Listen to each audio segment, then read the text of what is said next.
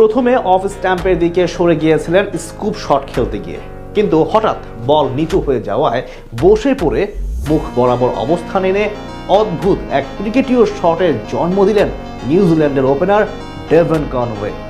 যেই শট দেখে অবাক গোটা ক্রিকেট বিশ্ব। এমনভাবে বলের লাইনে গিয়ে যে ছক্কা হাঁকানো যায় পেছন দিয়ে, সেটা বিশ্বাস করতে পারছেন না কিন্তু কেউ।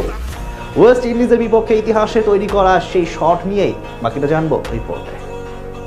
ব্যাটসম্যান হাঁটু গেড়ে বসে, বলের দিকে ঝুঁকে ব্যাট ঘুরিয়ে বলটিকে উইকেট রক্ষকের মাথার উপর দিয়ে বাউন্ডারি ছাড়া করা। 2009 সালে আইসিসি টি-20 বিশ্বকাপে হাঁটু গেড়ে বসে পিছন দিক দিয়ে এমন অদ্ভুত ধরনের শট খেলে সারা দুনিয়াকে তাক লাগিয়ে দিয়েছিলেন সাবেক লঙ্কান ওপেনার তিলকরত্নে দিলশান। পরবর্তীতে তার সেই শটের নাম হয়ে যায় দিলস্কুপ। কিন্তু আজ ওয়েস্ট ইন্ডিজের বিপক্ষে ডেভন কনওয়ে যেটি করলেন, সেটাকে ক্রিকেটীয় ব্যাকরণে ঠিক কিভাবে বিশ্লেষণ করা যায় তা নিয়ে হয়তো এতক্ষণে ব্যস্ত হয়ে গেছে বিশ্লেষকরা। এভাবে বলের লাইনে গিয়ে অদ্ভুত এবং নিখুঁতভাবে এই ধরনের শটও যে খেলা যায়, সেটি বিশ্বাস করতে পারছেন না অনেকেই।